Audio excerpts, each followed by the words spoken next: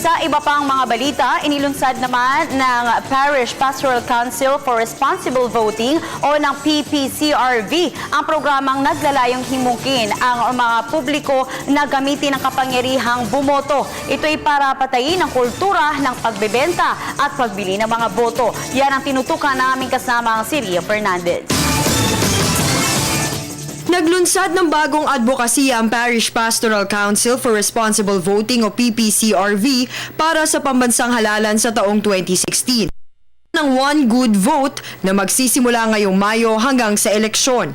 Layo nitong puksain ang vote buying at vote selling maging ang padrino o palakasan system na itinuturing ng mga ugat ng korupsyon at baling pamamahala sa gobyerno. Ayon sa tagapangulo ng PPCRV na si Ambassador Henrietta de Villa, target nito ang mahihirap o Class CDE at ang kabataan, gayong binubuo nila ang mahigit 50% ng mga botante sa bansa at sila rin ang madalas na biktima ng vote buying.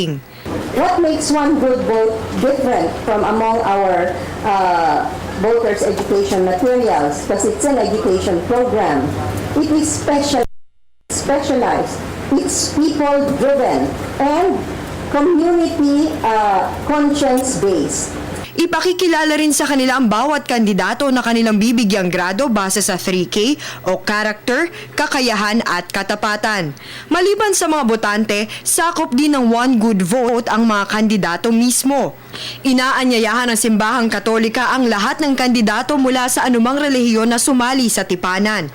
Isang rekoleksyon kung saan kanilang pagtitibayin ang pangakong magsisilbi ng tapat at mabuti sa taong bayan.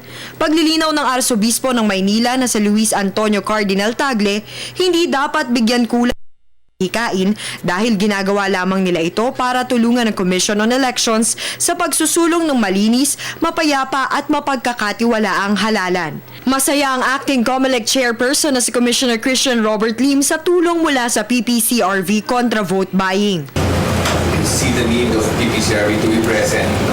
We know that the problem of vote buying, vote selling is not just a problem with the candidates, it's not just an enforcement problem, but it's a social-cultural issue, which we hope that the PPCRV through its diocese and parishes can reach on an educational level from the children to effect a change in society.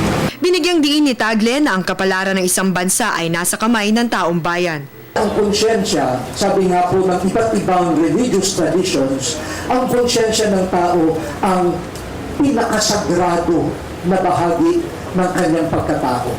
Dahil naniniwala tayo doon niya napapakinggan ang tinig ng isang higit pa sa kanya. Natatawagin ng iba ay Diyos. Po. Kaya yung pagboto ayon sa konsyensya ay gawa sagrado. Para sa Telebisyon ng Bayan, Ria Fernandez.